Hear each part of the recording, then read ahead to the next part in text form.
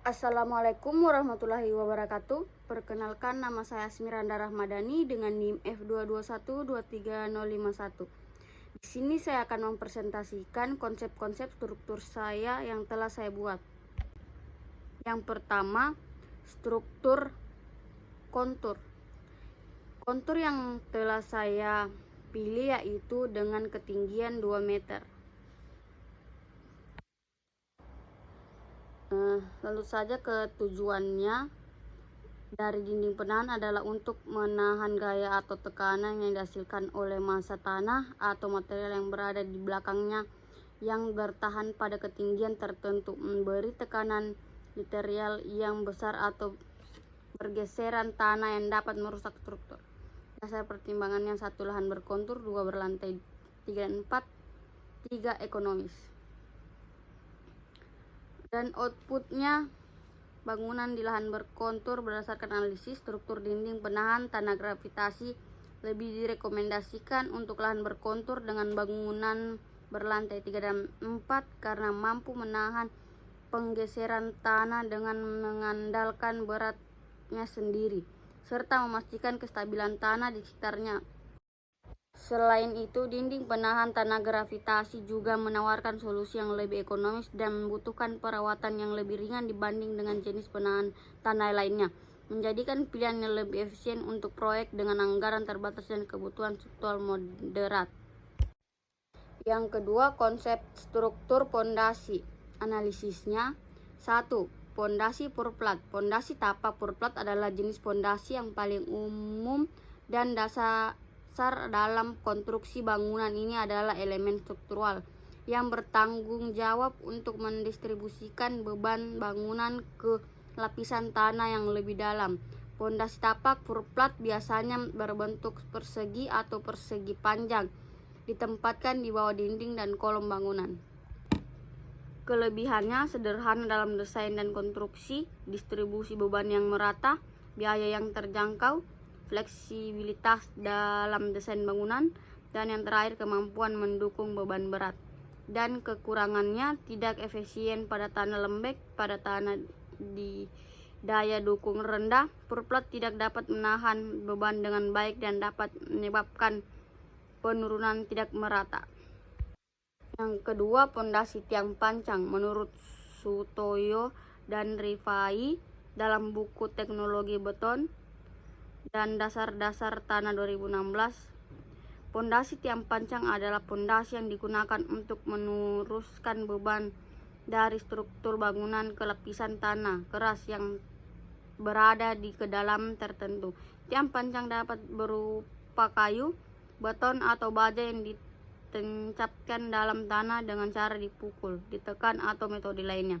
Kelebihannya: daya dukung tinggi, 2. efisien di daerah berair, 3. kecepatan instalasi. Kelemahannya: kebisingan dan getaran, keterbatasan, dan sulit di lokasi terbatas.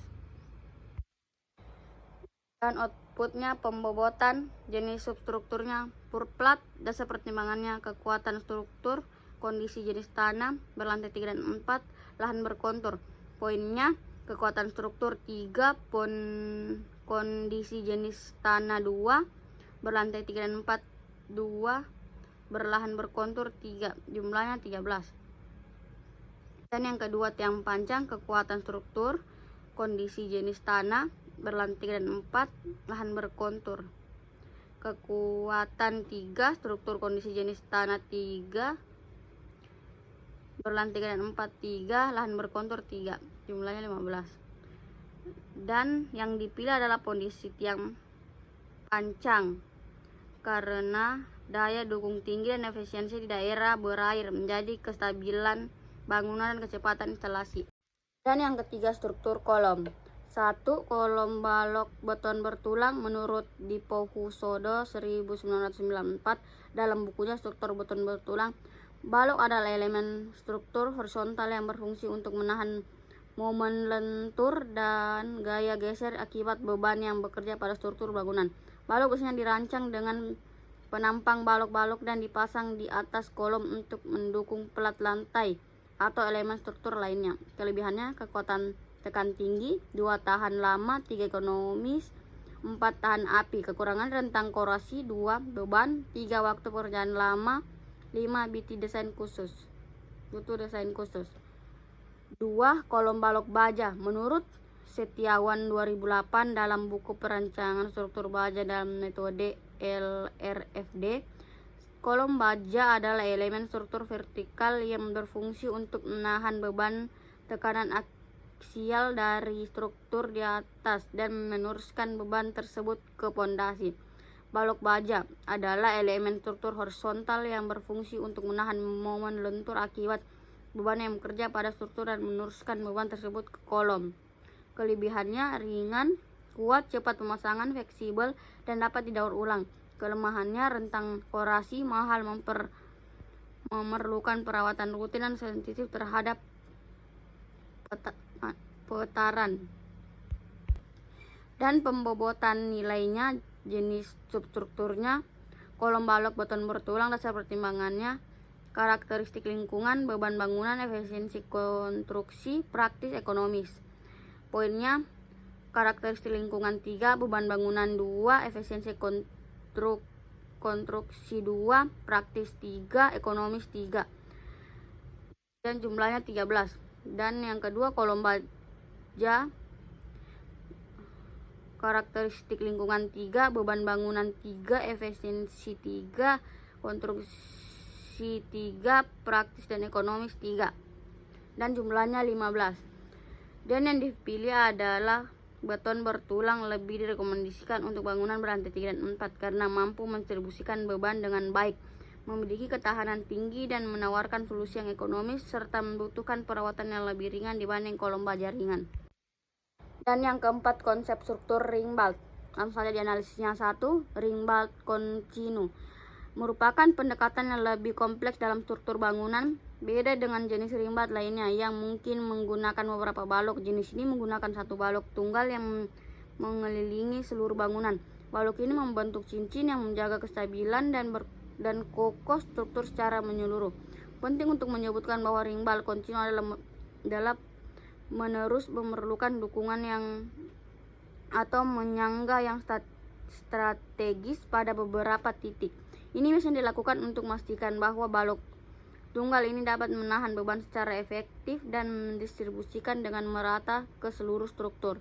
Penyangga ini dapat berupa tiang-tiang atau kolom-kolom yang membantu dalam menahan momen lentur dan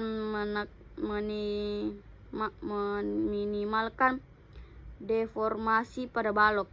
Dan yang kedua, ring bolt ujung tetap. Ring bolt ujung tetap didesain dengan dua titik penyangga yang kuat yang terletak pada kolom atau dinding bangunan. Dua titik penyangga ini memungkinkan balok dalam ring bolt ujung tetap untuk tetap stabil dan tidak bergerak di ujungnya.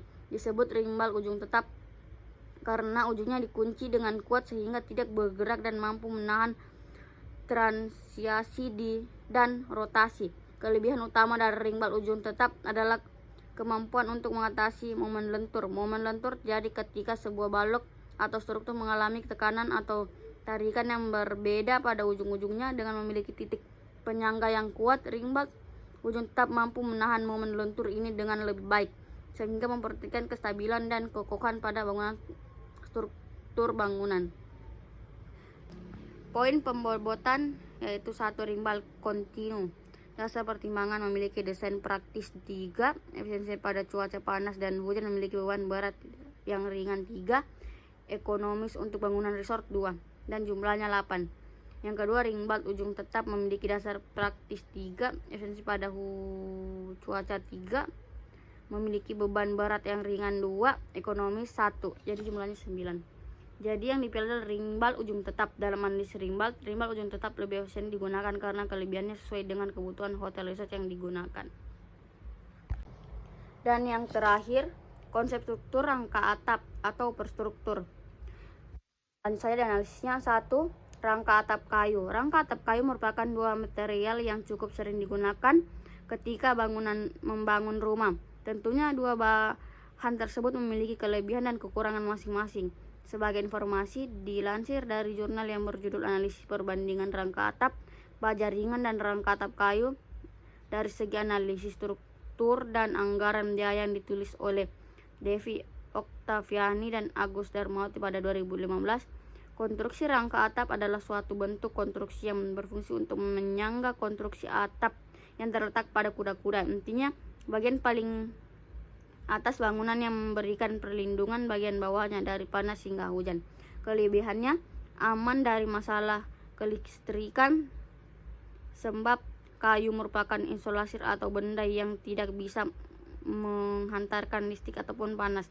Kekurangannya, mudah lapuk dan dimakan rayap. 2. Butuh waktu lama pembuatan karena kayu berasal dari alam dan perlu diolah semikian rupa terlebih dahulu. 2. Rangka atap baja ringan. Kelebihannya, tahan terhadap rayap. Hal itu karena baja ringan terbuat dari besi. 2. Pemasangan mudah sebab baja ringan bisa dipotong dan disesuaikan dengan mudah. 3. Tahan lembab. Kekurangannya, penghantar listrik, maka dari itu harus berhati-hati ketika pemasangan jalur instalasi listrik. Usahakan kabel tidak ada kabel terbuka dan menempel di rangka baja ringan. Poin pembobotan jenisnya rangka atap kayu. Dasar pertimbangannya, efisiensi, kokoh, ekonomis. Poinnya efisien 2, kokoh 2, ekonomis 3, jumlahnya 7. Dan yang kedua rangka atap baja. Dasar pertimbangannya efisien, kokoh, ekonomis, dan poinnya efisiensi 3, kokoh 3, ekonomis 3, dan jumlahnya 9.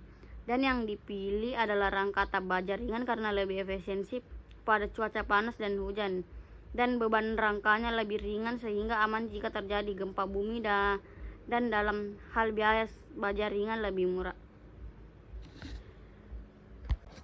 Itu saja presentasi tentang tugas konsep saya. Mohon maaf jika ada salah kata atau kekurangan. Assalamualaikum warahmatullahi wabarakatuh.